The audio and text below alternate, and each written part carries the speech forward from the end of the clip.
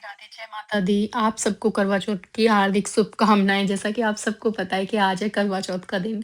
तो यहाँ पे भैया एक्साइटमेंट का लेवल ही कुछ इतना अलग था कि आप सोच नहीं सकते हो। सुबह-सुबह की मतलब शाम को क्या होता है कि यहाँ पे ना पहले हम कथा पढ़ते हैं।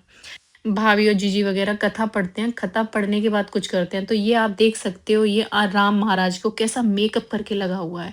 मेकअप तो ऐसे कर लिया है जैसे कि बस यही करवा चौथ मना रहा है और मतलब इतना एक्साइटेड था ना सबको देखने के लिए, सबको देखने की मतलब पीछे-पीछे पल्लू पकड़ के पीछे-पीछे भागता जा रहा था बस।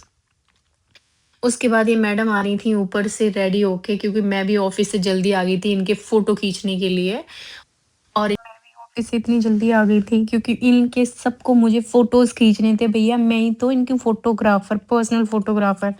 बीच में अपने ऑफिस को छोड़ के आई थी कि मुझे इनके फोटो खींचने हैं, इनके लिए वीडियोस बनानी है और कथा पढ़नी है। वैसे आप सब लोगों को पता होगा कि जो करवा चौथ की जो भी कथा पढ़ता है उसको कुछ ना कुछ दक्षिणा दी जाती है। ये मैडम मुझे स्टार्टिंग से 10 रुपए देती हुई आ रही हैं। इस बार इन्होंने कुछ ना कुछ इंक्रीमेंट किया था, मुझे 100 रुपए मिले थे। पता है गाइज आपको? फिर ये बात चल रही थी कि कहाँ से स्टार्ट करें, कौन से स्टार्ट करें, तो सबसे पहले अंजलि जो हमारे कलश भर के रखती हैं, जो सूर्य देवता को जल चढ़ाते हैं, उन पे वो सतिया लगा रही थी। कहते हैं कि उसपे 5 से 7 सतिया लगाना चाहिए क्योंकि वो बहुत शुभ होते हैं सौभाग्यवती के लिए। तो उन्होंने सतिया लगा लिए थे सबने और बस कथा पढ़ने की देरी थी। उसके बाद मैंने सोचा कि चलो इनका फ़ोटो-वोटो खींच लेते हैं। फ़ोटो-वोटो खींचने के बाद आव्या तो इतनी बकलोल है जिसकी कोई लिमिट ही नहीं है। उसके बाद मैंने कहानी पढ़ना शुरू किया था, तो सबसे पहले जो ये करवा चौथ का व्रत होता है ना, इसमें सबसे पहले हम पढ़ते हैं किसकी कथा पढ़ते हैं? गणेश जी की कथा पढ़ते हैं क्योंकि गणेश जी से हमेशा कोई भी व्रत हो, कोई भी फेस्टिव सीज़न हो, गणेश जी से ही उद्घाटन होता है हर एक चीज़ का। तो यहाँ आपस में बात चल रही थी कि लास्ट टाइम हमारे साथ अंकु भी थी क्योंकि मेरी जो बीच वाली दीदी है वो पहले गुड़गाँव में ही रहती थी। तो मतलब 4-5 लोग हो जाते थे और आपको पता है कि कोई भी त्योहार हो जब तक उस त्योहार में परिवार आपके साथ नहीं है तब तक वो परिवार अधूरा है। आप परिवार वालों के साथ 2 चीज़ें खाने के लिए भी बना लेते हो, तुम्हें सजने की भी एक्साइटमेंट होती है, सब कुछ करने की एक्साइटमेंट होती है। अकेला इंसान क्या ही कर ले, हम तो ख़ैर पूरे एक साथ रहते हैं फिर भी हमें अच्छा लगता है। लेकिन दीदी भी बीच वाली बगल में रहती थी तब और भी भीड़ हो जाती थी, तो और भी अच्छा लगता था। बट वो कुछ सी कारणवश उसको बच्चों का एडमिशन दिल्ली कराना था तो वो लोग दिल्ली शिफ्ट हो गए थे। यहाँ पे सबसे पहले मैंने इन सब लोगों के टीका लगाया, हल्दी का और लाल टीटा टीका मिक्स लगाया। ये शुभ होता है, कहानी पढ़ने से पहले हमें टीका लगाना चाहिए। तो मतलब इस बार माँ जी भी थी क्योंकि अंजलि ने माँ जी को, चाचा को भी बुला लिया था कि देखो बड़े बूढ़ों का होना बहुत ज़रूरी है। जब भी आप ऐसी इतने सुहागन और पावन अवसर वाली चीज़ें करते हैं, तो ठीक है कि आपके घर का पहला खाना बड़े बूढ़े खाएँ, उनसे आशीर्वाद लें।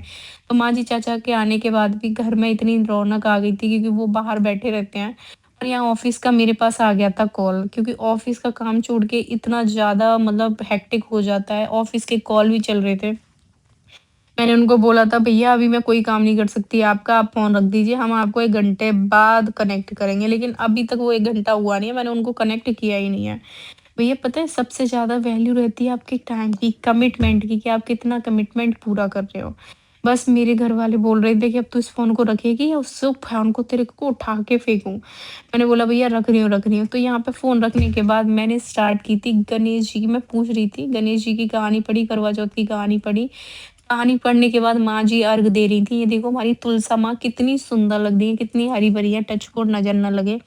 और दीदी जा चुकी थी सूर्यदेव पे जल चढ़ाने के लिए। सूर्यदेव पे जल चढ़ाना क्योंकि ये दोपहर की कथा पढ़ने के बाद सूर्यदेव को ही जल चढ़ाया जाता है। बहुत खूबसूरत लग रहे थे दोनों लोग। जी ने लाल कलर की साड़ी पहनी थी। आप छाया को दे सकते हो क्योंकि छाया ना बहुत लंबी है, 5 फुट 11 इंच हाइट है। तो सीधे पल्लू और थोड़ी-सी ठीक-ठाक है, तो सीधे पल्लू की साड़ी ना बहुत जच रही थी इस पे, बहुत सुंदर दिख रही थी। आप देख सकते हैं मतलब ये सारी चीज़ें क्या है कि एक मेमोरीज़ हमेशा हमारे फ़ोन्स में कैद रहेंगी कि ठीक है यार ऐसा हुआ था और मुझे ऐसा लगता है होनी भी चाहिए, क्योंकि कोई भी चीज़ कभी ख़त्म नहीं होनी चाहिए। हमारा फ़ोन में क्या है कि ठीक है अभी खींच लिए डिलीट कर देंगे।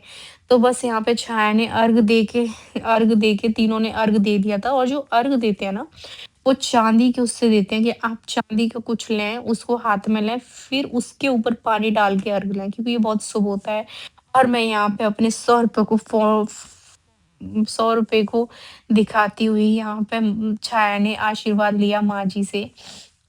माँ जी से आशीर्वाद लिया, फिर अंजलि ने माँ जी के पैर छुए, आशीर्वाद लिया। अंजलि कहती है मेरे कुछ फ़ोटो खींच दे। मैंने ठीक है भैया पहले आशीर्वाद तो ले लो। फिर माँ बोलती है भैया मेरे साथ सारे आ जाओ, पता नहीं अगली साल मैं रही ना रही, फ़ोटो-वोटो खिंचा लो।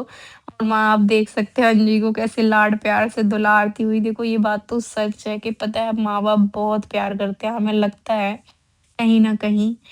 बस इसके बाद अंजलि को मैंने बोला चलो वीडियो बना लो, ये हमारा छोटा-सा लल्ला है, हर वीडियो में, हर फ़ोटो में आपको साथ ही दिखेगा। इस इतना खुश होता है ना, इतना खुश होता है, आप देखो लेटे जा रहा है, करता जा रहा है। यहाँ पे सब बोल रहे थे अंजलि बोले चूड़ियाँ बोल ले कंगना पे ना वीडियो बनानी है, चलो खड़ी हो जाओ।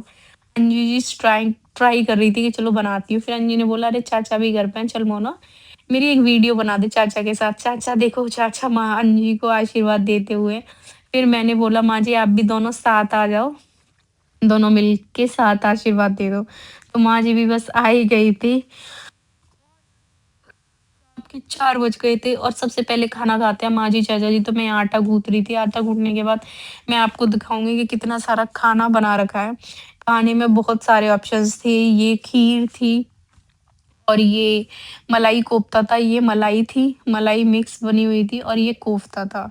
टेस्टी बना था, बहुत टेस्टी खाना बना था सारा, सारा छाया ने बनाया था, ये गोभी आलू की सब्ज़ी थी, रायता भी था। फिर उसके बाद यहाँ पे मम्मी माँ चाचा के लिए प्लेट लगा रहे थे ये लोग। और आपको मेरा ब्लॉग कैसा लगा ज़रूर बताइएगा कमेंट में, ठीक है? यहाँ पे बस खाना-वाना खाने के बाद हम निकल चुके थे कि चाँद निकला या नहीं निकला। आप देख सकते हैं कितना खूबसूरत चाँद निकला हुआ और यहाँ पे आतिशबाज़ी भी हो रही थी।